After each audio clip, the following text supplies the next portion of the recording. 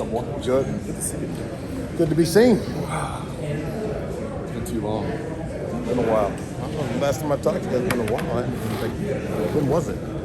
Man, was it, I don't think we got that signing day, did we? Maybe during the season? Jeez. Well, I guess first question, the obvious question, just your stacked running back room. You got to feel great about what you put together there, and getting guys to stick around. With Maya Williams, I know fans maybe were concerned he might transfer. You got Travion coming back. You got to huge things out of him. You got Evan Pryor. You got a good one coming in. Just what are your thoughts on this excellent running back room you put together? Yeah, it's a good group. I love being around them. They're good dudes. They're good guys. They're fun to be around. It's fun to come to work with them every day. You know, you don't have to worry about a bunch of foolishness going on, and guys taking care of their business, and they all can play, obviously. So you've got to find a way to get them all touches them all on the field. As far as people worried about mine, I had a handle on that the entire time. And mine, I have a close relationship, as I do with his mother, and so that was fine. And Evan Pryor, what do you expect out of him? I know it's tough when you got two backs ahead of you, and you guys are going to be throwing the ball, obviously, but you looked really good in the spring. Just what are your thoughts on him? He had a really good spring and developed the way we wanted him to. You know, he needed to gain some weight. That was a priority to him and to us. So we did that. He bought in, had full, complete buy-in to what we were trying to get done. He had a really good spring and good spring of development. It's finally starting to show some things that we thought he could do for our offense, and so really excited about where he's headed. He had, like I said, he had a good spring, and so excited where he goes the next step in the summer months. And Travion had one of the best seasons in history by a freshman back here, which is saying a lot. How much can he improve? What do you expect out of him in the second? Well, just to continue to learn our offense and to entrench him more and more as far as his football IQ into our offense. I challenged him about some pass protection stuff, which I think he did in the spring. He's getting stronger. I think that he was worn down by the end of the year. You got to remember, he was a kid, much like Evan, who did not play his senior years in high school. So they went from the junior year, skipped the year, got into the fall, and I think by the end of the season, Trey was worn out. And so I know he's gotten stronger with Coach Mick and that program, and he's becoming more of a leader, which I asked him to do and will continue to ask him to do. And, accountability's never been an issue. It never will be. So yeah, I think that he had a good spring as far as his pass protection things. He's starting to learn the offense and become more comfortable and more entrenched in what we're doing. So he's been good. Just one more from me. Travion told us when we got a chance talking in the spring, he's able to take care of his mother now through NIL. There's all this talk out there about how bad NIL is, but we've got the cool stories like Travion able to take care of his mother. What's your thoughts on that? It's such a cool story. Oh, well, first of all, Lakeisha's awesome. What she has done, and there's other people involved, his grandmother and who I'm close to, and some of his coaches at his high school. But what Lakeisha's done with her three sons, he's got his brother, and he's got the younger brother, Keyshawn. What she's done with those boys is amazing. And the respect that they have for her is really a sight to see. And so I can definitely see how we want to take care of her. At the same time, she's a mom that wants what's best for her kids. She demands a lot. She expects a lot. And those kids are thus far have done those things. It's hard to talk about overlook, but when you look at Travion and all the talk about Jackson Smith and Jigba, C.J. Stroud, it feels like nobody's talking about the running back room here. Right. Do you guys like that? That was what I was going to ask. We're good. You don't need to listen. With all due respect, they don't need to talk about us. The less, the better. Listen, that's for the fans to do and to talk about, and gives them something to chew on, if you will. But our job is just to go play ball. Go take care of your business off the field, academically, socially, all those things, and just go play ball. Just continue to improve on your skill set, be the best player you can be for our football team.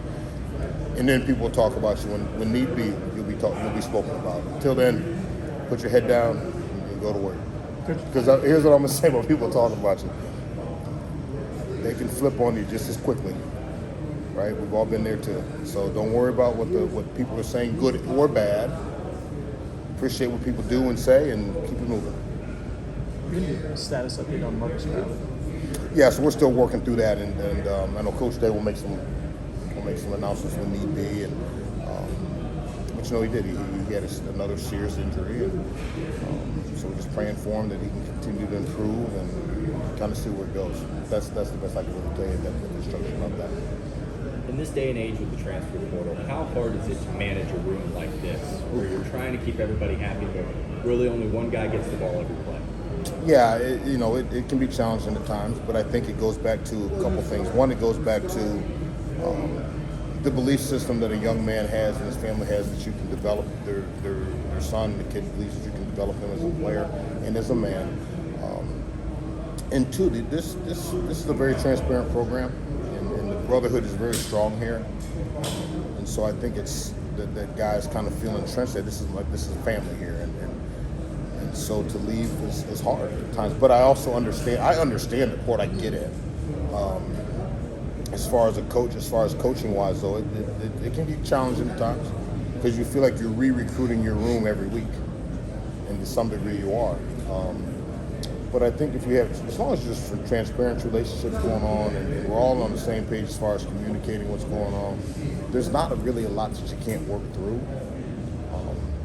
I mean, that's the best I can tell you. I mean, that thing is, the highs and lows of the portal they are what they are. It's not going to change anytime soon, as far as I'm aware of. I'm not in the rules committee, but we are where we are, and guys got to play. And if you practice appropriately and do the things you're supposed to do and play winning football, then we have to find ways. I have to find ways to get my guys on the field. How do you play that re-recruiting? Yeah, I mean, that's something You tell me the that's truth. evolving, huh? You tell me the truth. I mean, that's kind of how I recruit anyway. I tell you what I think, and you may or may not like it. I'm going to tell you what I think, and it just comes back to, again, transparent relationships and transparent conversations. And here's where you're at. Here's where we're going. Here's what I think you need to do. What I think you need to do better. And we just keep going. And sometimes you're going to agree to disagree at times. And there's some hard conversations that have to happen. But as long as you have build up equity as far as your relationships with people and kids, or young men, I should say, then I think you'll be okay. How do you feel, though, Tony, about people coming back door on the guys now and stuff? And, you've worked hard to get them here, to develop them, et cetera, but they're coming back door, and I don't know where your own profession, I'm talking about the coach profession, where do people have to sort of assess what's going on now and, for one term, do the right thing, but do you see that happening? I mean, it's shady. It is. There's some backdoor stuff that I know firsthand is going on. You wish that we weren't in that space, but we are. And, I'm not going to be one of those guys that does that. But you know who you're dealing with, and it's just like anything else. You got to work around the parameters that are there. You can say whether it's right or wrong or just or unjust. It is what it is, and so you got to work around it. Until somehow there could be some guardrails put in place. Here's how we're gonna function in this space. And I don't have a concrete answer for it because I don't know how to go about it. I know I'm not going back door anybody. That's not how we do our business.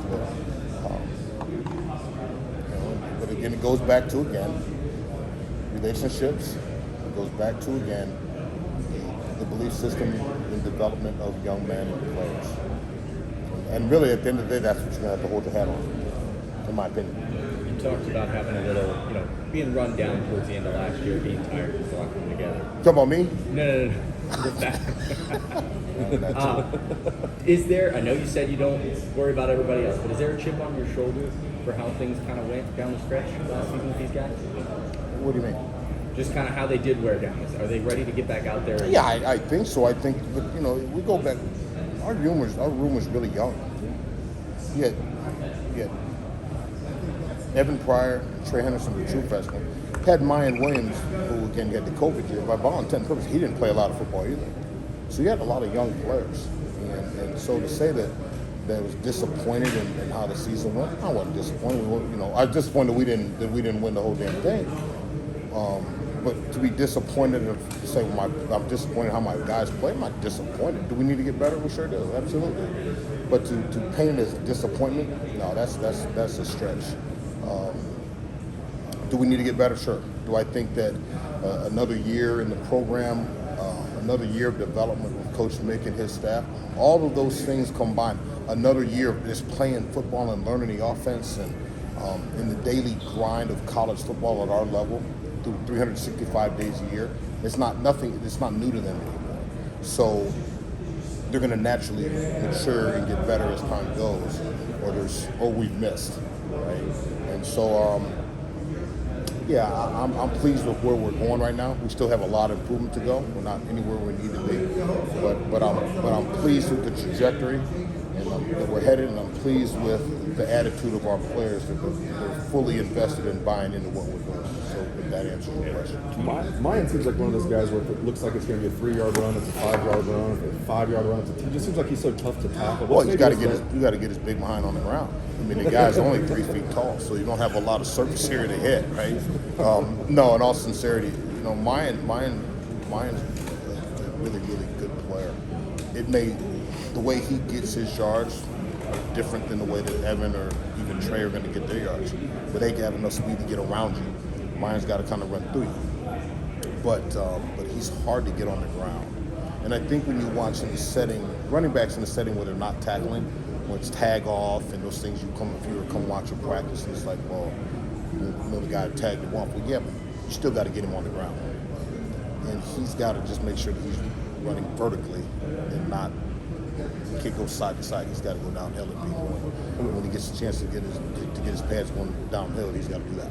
We saw that in the spring game. You guys were thudding up. It was like, it's easy for them to stop Mayan Williams. Once you had to go live, it wasn't that easy to stop Mayan. It's not so easy to get him on the ground. And he's going to bounce off you and drag you. But he does have enough lateral quickness to make some moves as well, so I don't want to take that away from him. But we have three really good players, really dynamic players in their own right, that are all different. And that can all pose different problems for defenses, that can all present different skill sets for our offense. Have you ever had that running back room before? I think everybody has their own different things that they do, but the vast, broad scope, probably not. Makes it fun, huh? It does. I'll dial this guy. I'll dial that. Yeah, because they all can do some different things. They all can do a lot of the same things really well, but then they all bring something a little different to the table as well. So it does make it a good situation for us. But what sets it apart, though, is they're all special. I mean, In they their all own right. seem to have not just different, but they're All special skill sets in their own right. Yeah. How do you play that? As y'all sit and y'all are just shooting the bull when you're around during the offseason stuff, are you continually throwing ideas? Is it over a cigar and bourbon? Yeah. Are you continually throwing ideas up on the board in the? No, we're going to run our bourbon, offense. Yeah, we're going to run our offense, and within the confines of our offense, some guys are better suited for this, other guys are better suited for that. Yeah. So this spring we haven't discussed exactly how we're going to disperse everything, but we are going to run what we run. Yeah. So all of you have got to be adept at this, because this is what we're doing. Now, if all of a sudden say, hey, we want to go do this, maybe we want to get the ball on the perimeter more. Okay, maybe that's more. Hey, that's more advantageous than prior maybe than running, tight zone. Not that Evan can't run tight zone. I was gonna say you don't want it to be Right. predictable. Exactly. Yeah. Not that Mayan can't run around on the perimeter, but who's more adept at it? I'm not trying to get you to pat yourself on the back, but Trevion Henderson seems to be this special talent, overall back. But yet you were beating the drum from Mike Williams, and he's turned out to be what you thought he was going to do. Evan Pryor opted to come, even though Trevion's got, you know what I mean? Do you feel like I don't know, is it hard to put that kind of room together where, number one, you're counting on the guys, a lot of people maybe during the recruiting thing were saying wasn't as special as this guy. You understand what I'm asking you, Tommy? I mean, If you're asking me to pat myself on the back, no. No. I'm not going to do that. but you know what I'm saying. First of all, I think Mayan and Roseboro gave y'all something you really needed at exactly the right time. Yeah. And everyone's got opinions, right? About who you should take, how you should do this. And I get it. Yeah. But everyone doesn't study it like we study it either. So we're going to do what we feel is necessary to do with our football program, our offense with Coach Day. I'm going to do what I feel is necessary to do in my own room and regardless of what everyone else is saying, right, and everyone's opinions. As far as putting the room together, those guys are really close. And they're freakishly close. And they guys, when they leave this building, they're always together.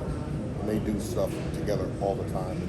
And I think it's just a testament to the selflessness that they all have, the understanding that they need one another, and they champion each other's efforts. When you watch another guy score a touchdown, who's generally the first ones to go congratulate him? It's the other two guys. And so I just think because it's a mature group, and I think we've for the most part we've been able to cultivate that type of culture in the room dating back. And I don't know if I've ever had a room this close, but we've always had guys that kind of champion each other's efforts. They help one another out. You know, when Trey and Evan came together, they were roommates. And they were roommates until they got all their NI deals and started kind of doing their own thing. But so those guys are real close. And when they first got here, they leaned on mine a lot because he is the only guy on the match with the guys that were here and prior to them. So, you know, I like to think we built a good room. I think we built a strong room. I know it doesn't get talked about as much as one gentleman mentioned. You know, we don't get talked about a lot, and that's fine. We don't need to be. We know what we have and what we're doing. Whether people talk about it or not. But I think we've developed a really good room, and in my personal opinion, I'm biased. I'm going to throw that out there now. I think that from top to bottom, our room is as strong as anybody's in the country. You played at Colorado State, just jumping to another level, but you just named NIL and stuff. Can you see how much that would have helped even if you got a pizza deal, you know, when you were in college or With Blackjack Pizza in Fort Collins, I did have a pizza deal.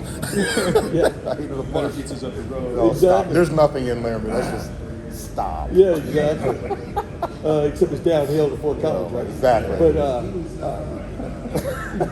can you see where this is? I mean, you know, coming from a player standpoint, and a lot of people say it's a Wild West right now, and it looks like it is. It is. But yet, it was a long time coming, wasn't it? I mean, Yeah, you know something. I'm From all a for. justifiable standpoint? I'm all for players making money off the naming. Like I'm all in. I'm all in. I think you know the hard part right now is in the recruitment of the inducements, if you will. Yeah. Where you know you look at guys like Trey Henderson. I'll use him for an example, and the benefits of the NIL, which have been chronicled. But those were earned. He got that after he came here, and he earned those opportunities. And so when you're doing it that way, then I'm all in. But again, now you're going down a rabbit hole that I don't have all the facts and all the different scenarios and all the different solutions. So I really can't speak too much about it, other than I think it's great that the kids are able to go out and get monetary rewards for their work, and where it's going to go from here, I don't know. Yeah. But in the interim, I still think at the end of the day, you got to get developed. Take all the recruitment and all the money. At some point in time, you got to put your hand in the ground and you got to go beat the guy against you. And that NIL deal is not helping you do that. So, you know, I would say in recruiting, I'm all in. I get it. But at some point in time, you still got to go get developed. And at some point in time, the Trey Henderson of the world, the Evan Pryors, the Wyomings, they've got to buy into being developed. And the better you play, I would like to think, the more NIL deals you'll get. I would like to think. This is a knock on wood question for you, but you just touched on a minute ago how young you guys were in the running back room last year. How young this whole team was when you look around now and stuff. Do y'all sense that? I mean, even through the spring, did you sense y'all are getting a tremendous benefit from last year from these guys? I mean, I just in your own mind, how does that play? Meaning, well, we'll find out. You expect more? I mean, well, you'd like to think so. Again, the maturity thing. You watch Jackson. He had a great Rose Bowl. He really had a great season. Yeah. But just the way he walks around is different. The way that Trey Henderson walks around the building, and the way he carries himself. He doesn't carry himself like a young guy that's kind of trying to figure it out and looking around and where's it coming from next. Just in the conversation that guys are having, Jack Sawyer. I mean, so if you just go wholesale and start talking to our players, the young players, you're seeing a lot of maturity take place. Again, as it should. And so now, hopefully that'll translate into the fall and playing better and all the things that come along with it. Time will tell. But I think there's a great benefit that those guys are now, they played ball again. They're back into that mode of playing ball. And hopefully we'll see the benefits of it. Can you speak more to Travion? I mean, I know he wasn't lacking for confidence when he came in, but maybe a little more reserved, I guess, when he first got in here. I mean, how have you seen his presence, I guess, grow, his personality grow, the more comfortable he's gotten and the more success he's had? Yeah, I think when he first got here, he was, I won't say timid is not the right word, but he was very reserved. But again, he didn't know what he didn't know. And now that he knows who people are, and he's a very guarded kid by nature, and he's not a guy that's just going to openly trust people. And so he wanted to know that when he would talk to you, it was kind of gauging, okay, what's being said here, and is the message consistent through the course of time, so we can build up that trust. But when you watch him walk around, he's much more open, and laughing and smiling and joking, much more boisterous. In the locker room, on the field, he talks more as far as encouraging, things like that in the middle of practice, the middle of games. He communicates better as far as what is he seeing, or we'll be talking about a scheme or a play, and we'll be sitting in the meeting room, we're talking about before he would just say, yes, coach, like a bobblehead. Now it's like, no, talk more about that. What is this? And why are we doing this? Give me the why versus just taking it. So you can see it, but again, it just goes back to what I was saying. It just goes back to maturity and being comfortable where you're at, and comfortable in this space. And he has improved, and he's really. I think he's turned the corner as far as understanding the importance of taking care of his body, and that is monumental at this level. Is the intentionality of how you take care of your body, meaning how you eat, hydrate, sleep, all the things that Coach Mick talks about. Extra treatment. You're going to training room, but it's not because you're hurt. You're going to training for maintenance, right? To avoid injuries that may be forthcoming. And so he's done all that. He studies the game. He's doing a much better job of studying the game and the intricacies of the game. He can kind of look and survey a defense like, okay, that's the guy who's a free hit player, and be able to communicate those things. Where before, he could do it a little bit, but now he's on it. The pass protection is like the one thing that kind of people talked about as like a weakness, I guess, coming in. I know that's how it is with most high school running backs, but that's not part of the high school contract. Just get him the block and give him the ball. He's the best player on the field. Yeah, how have you seen him sort of take to that, like sort of buy in? Well, here's the deal. I think you can see where kids buying in when you go from the way I teach things, the way we teach things, very systematic approach. Do you see the drill? The exact same techniques that you saw in a controlled drill, that maybe I'm just literally hitting a stationary bag, does it translate, and do you see the exact same thing show up on the field of play in a game? Maybe it's just where his hands are situated. Well, is it the same? Could you take that and take it all the way back, and if you just cut the film, say this is the exact same body position, same strike, same whatever, in the game that you saw day one of practice in our activation period, the first 5 minutes when it's a walkthrough? Is it the same stuff? And so that's where I've seen the improvement with him, that all the minor details are now starting to show up. We could talk about it. I'm going to do this, I'm going to do this, I'm going to do this. But is it actually showing up on the field? What you're saying, and with him, I'm starting to see it. Was there a moment in practice or anything in the spring that happened?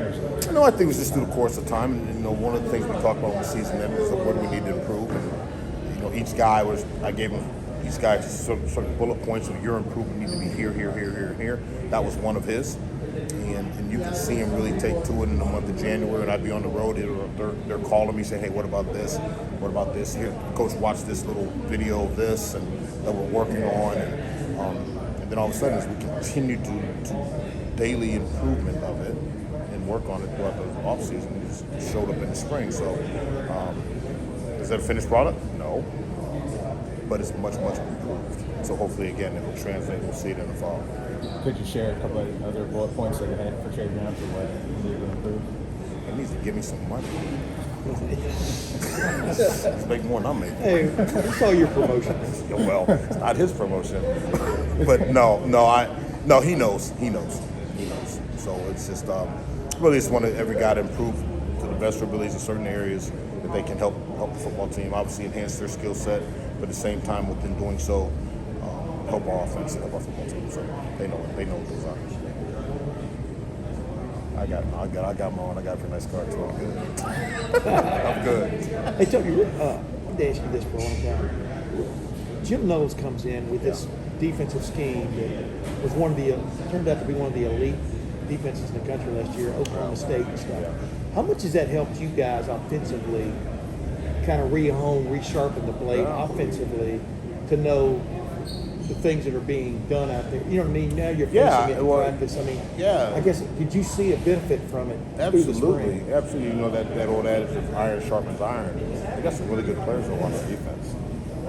You look at those two defensive ends that are running around, they're pretty good players, right? And so, with that being said, they're being deployed differently a little bit. Yes. You know, but yes. go ahead. So it forces you to really hone in on your skills too, and just continue to get better. And you know, the things that they're doing on defense, I think they're going to pose some problems for you. Yeah. And what did you notice about it? I mean, Well, just the three safety deal. Yeah. Right? The three safeties and where is that guy located? Yeah. One time he's over here, another time he's over there, then he's in the middle, and so just identification of where people are located, it can pose problems. And all of a sudden, Jack Sawyer's out in the flat. Exactly. Exactly. And you're doing that. And you think about, no disrespect to anything that was going on at Oklahoma State, but he's doing some things for some, I mean, like the thing, some really premier athletes. Yeah. And so I hopefully, time will tell, but I hope this can present some problems for some people. But I know this, our players are fired up about it. Our defensive players, and you can talk to defensive coaches, but I know just from talking to guys in our locker room, they're really excited about where this defense is going. They're excited about the guys that are coaching them. Our offense, they're excited to watching our defensive guys be excited. Now, we took our lumps a little bit on offense a little bit, but that's okay. That's part of practice. Is Jim, have you had any interaction with him much, Coach Knowles? I mean, how would you describe him? Is he interesting? How would you describe him? Shit, we're all interesting in our own right. Yeah, I know. I mean, well, that was left unsaid. Right? No, he's a great guy. I mean, he's a team guy. He's truly a team guy. When you watch him in recruiting and you're dealing with him in recruiting, and you start talking to him about, hey, what did you see here? He is fully vested in his football program, his football team, and he's fully vested in our players, and which is really good to see. You know, a guy that jumped right in. He doesn't walk around like he's got all the answers, and he just wants to be one of the guys and help where needed. And so I have much respect for him. He's a hell of a football coach and even a better guy. Can I ask you about Jacob? Yeah, just talked to him today, this morning. How's he doing? He's good. Just rehabbing, doing well. Obviously, his freshman year, he just kind of burst onto the scene. He had a really good freshman year. And then I think going into 2019, he was really critical about his sophomore year win. As his coach, helping him through that, I guess, what didn't click about that 2018 season? I think there's a couple things. One, we're rotating backs quite a bit. He and Mike, thinking back. He didn't really like that, but is what it is. I think there's some regards, and JK, I'm sure, I'm saying it, right?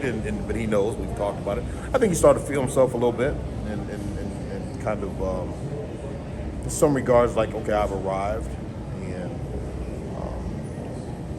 And so I think there was a multitude of things. There's not one thing that you can say, well, this is why. Why is he critical of himself? Because the guy wants to be elite. He wants to be the best. So of course he's going to be critical of himself. He's going to be critical of himself even when he did well. He's going to JK is going to find something wrong with. You look at his junior year and say we rushed for over 2,000 yards. Well, if you were to go back and ask him, I know the kid. He's going to tell you, well, yeah, but I could have had more had I done X, Y, or Z. So that's how he's built, right? He's just built that way, which is part of the reason I love the guy. And that's one of the things I absolutely love about him.